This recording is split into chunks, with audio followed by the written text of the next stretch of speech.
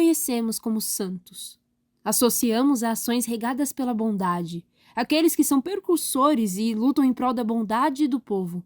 Tudo o que se possa entender como dos bons costumes, dentro de um código de conduta construído ao longo de séculos, o que nos faz lembrar a imagem de um herói e o que torna outra pessoa esquecível. No Brasil, a resposta está em quem protagoniza essa ação altruísta. Eram meados do século XIX, quando uma revolta militar que reivindicava o pagamento de melhores salários resulta na execução dos cabos Joaquim José Cotindiba e Francisco José das Chagas, conhecido como Chaguinhas. Onde hoje é conhecido como Praça da Liberdade, era antes o assombrado Largo da Forca, que serviu de palco para a execução de Chaguinhas. Sua execução, no entanto, ficou marcada por um episódio considerado milagroso por muitos. O laço, que deveria enforcá-lo, teria arrebentado por 3 vezes. Na tradição, quando enforcamentos eram interrompidos pelo que consideravam intervenção divina, o acusado estaria livre, mas não foi o caso de Chagas, que então torna-se um mártir e um santo na devoção da população local. Um beato, o olegário Pedro Gonçalves, e o místico Chico Gago teriam erguido um cruzeiro aos pés do Morro da Forca, em frente ao qual teriam posto uma mesa para oferendas. Diz a lenda que velas acesas naquele altar improvisado jamais se apagavam. Quando a vida carnal de Chaguinhas chega a um fim, seu simbolismo espiritual começa na Capela dos Aflitos. Na região, seu corpo é enterrado onde hoje conhecemos como Bairro da Liberdade, antigo Largo da Forca. Do homem negro que acaba não escravizado, mas servia no exército e acaba passando por toda essa tortura, por todo esse suplício e é enterrado no cemitério de Itapuã. A Carolina Maria de Jesus tem um livro antológico chamado Quarto de Despejo, no qual ela analisa a organização espacial da cidade de São Paulo, mostrando que os bairros nobres, o centro da cidade naquela época, eram a sala de estar e que as periferias e a favela onde ela morava, a favela do Canindé, era o quarto de despejo. Ela foi bastante profética nessa conclusão, porque a própria cidade de São Paulo se organizou dessa maneira. E o que hoje a gente entende como bairro da Liberdade, no século XVIII, ele ainda era conhecido como Distrito da Glória. Então, até a virada do século XVIII para o XIX, o que tínhamos ali? Tínhamos basicamente cadeia pública, tínhamos o Instituto de Correção, tínhamos a forca e o cemitério. Inclusive, tem um historiador, que é o Nicolau Sevicenko, ele vai falar que ali, aquela região era onde a elite empurrava tudo aquilo que era visto como ameaçador, como desagradável, como tumulto. Então, ao mesmo tempo que tem toda essa questão, é onde também essa população liberta, população negra liberta vai morar. E também os indígenas. Então, basicamente, até o século XIX, o que tínhamos ali era uma parte pública, onde havia punição, onde havia o enterro da população mais pobre e a convivência dessa própria população. A oeste a gente tinha ali, que era o Quilombo do Saracura. Então, ali a parte do Distrito da Glória servia também como uma espécie de rota para os escravizados que fugiam a caminho do Quilombo do Saracura, permaneciam ali por um certo tempo, depois seguiam o caminho sul até a área do Quilombo do Jabaquara e depois alcançavam ou o litoral ou o interior. Então, era um ponto também de ligação. O século XVIII é o mesmo processo de consolidação dessa população negra naquela região. Até por quê? Porque ao longo do século XVIII, junto com a luta pela abolição, você começa a ter muitos negros que conseguem comprar sua forria. Então, ali começa a ter essa concentração de muitos negros que moravam naquela região e desciam para o Anhangabaú, porque ali no Anhangabaú também é algo importante a gente destacar, havia uma grande concentração de ervanários, que eram o quê? As lojas dedicadas à venda de ervas, temperos, etc. E também não podemos desconsiderar o próprio movimento abolicionista, que aqui em São Paulo é muito forte e vai se concentrar ali naquela região também, por influência até da própria Faculdade de Direito do Largo São Francisco, que é muito próxima da região também. Eu acho que dá até para fazer um gancho com a própria tradição que é criada em torno da Capela dos Aflitos e do próprio cemitério ali. Por quê?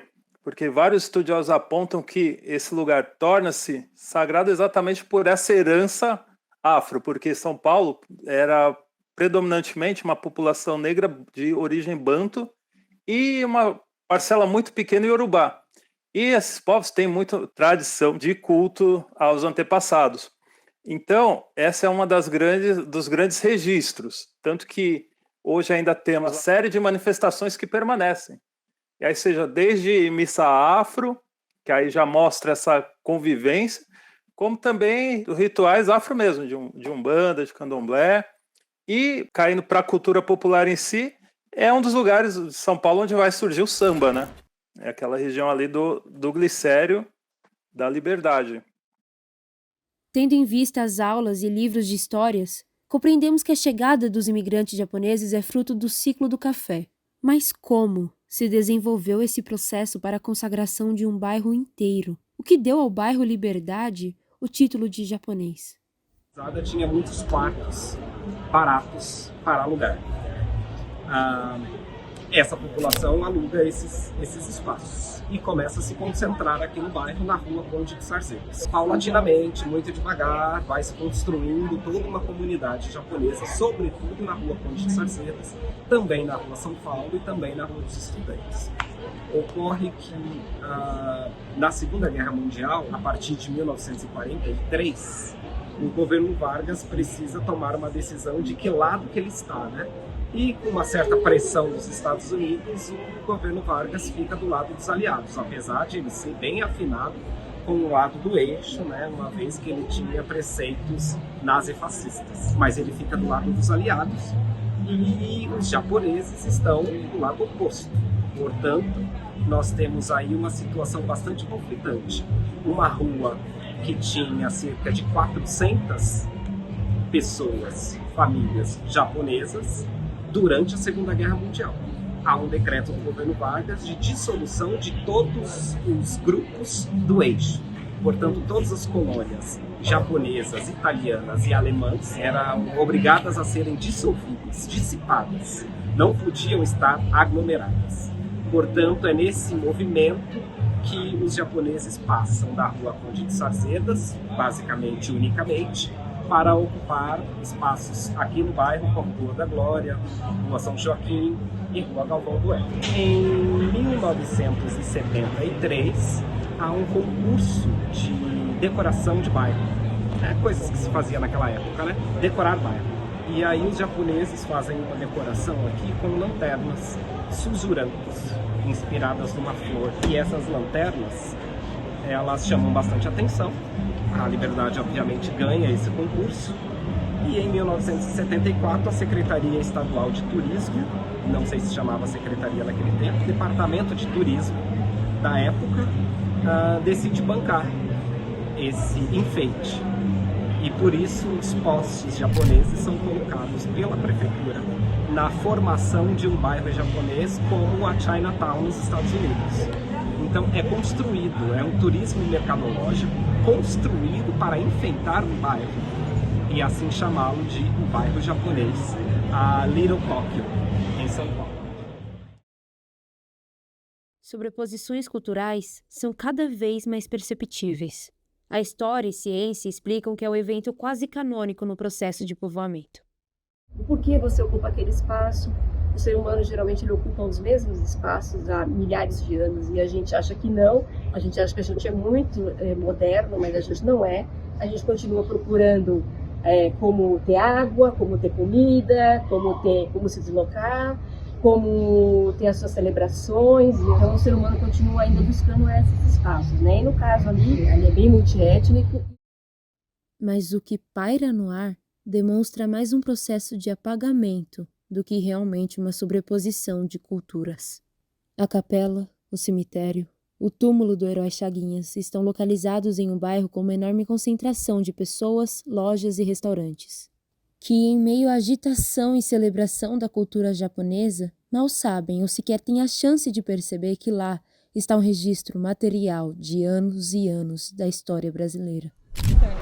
Vocês conhecem a história da capela, da igreja? Conhece. Porque aqui é o bairro da Liberdade, tudo aqui remete ao Japão. Quando nós tínhamos as luminárias, pouca gente enxergava a capela. Do tempo que as luminárias chamam a atenção e você olha para elas, né? Se você andar pelo bairro, você vai observar que não tem uma placa indicativa ali da Capela dos Jaqueiros ou da Santa Maria do Importado, mas você tem do Templo Ramo. A UNANCA, União dos Amigos da Capela dos Aflitos, vem desde 2018 lutando para que a educação patrimonial chegue com prioridade na região.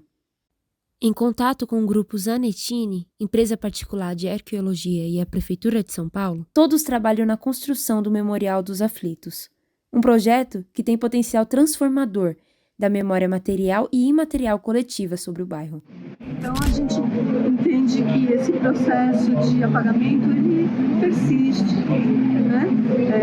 Nós hoje temos feiras acontecendo na Rua dos Aflitos. Você não consegue sensibilizar uma secretaria, uma subprefeitura, você não consegue fazer entender que aqui é um local de respeito, de silêncio, de oração, de educação patrimonial, que isso impossibilita que a gente realize esse trabalho, mas você não consegue sensibilizar. Existe uma lei que obriga todos os empreendimentos ou todas as pesquisas arqueológicas que sejam realizadas no âmbito nacional, municipal, estadual, que se devolva para a comunidade o que foi encontrado naquele sítio. Eu acho que o mais interessante assim, dessa questão da arqueologia, que é até uma questão que, por isso que nós estamos na educação patrimonial do Cemitério dos Aflitos, que foi a partir das evidências arqueológicas que houve necessidade de que se entrasse uma empresa, né, de arqueologia para fazer tanto a educação patrimonial nesse sentido, da cultura material, como e passar isso, né, para as pessoas que estão nas atividades que a gente vai fazer. Escolas, enfim, grupos culturais, que a gente está conseguindo conversar, para justamente falar o quê? De arqueologia na cidade de São Paulo. E que é justamente, o papel da educação patrimonial é esse, a gente conseguir construir esse espaço de diálogo, construir esse espaço de conhecimento, construir esse espaço de conseguir formular e compreender e conseguir construir uma consciência coletiva sobre a valorização, sobre a necessidade de preservação, sobre a necessidade de conservação desse patrimônio, tanto arqueológico que foi encontrado, como a senhora falou, ele vai para uma instituição, mas a própria comunidade conseguir se reconhecer nesse objeto, a própria comunidade conseguir se reconhecer nos patrimônios que ela identificou ali. Então, acho que esse é a principal potência da educação patrimonial. Os mortos estão sob esses prédios. É preciso entender que aqui é um cemitério. Você está dentro do cemitério. Vocês acabaram de passar na avenida do cemitério. Então falam, mas eu não vejo desrespeito. Gente, você consegue imaginar uma festa do chopp num campo de concentração lá na Polônia?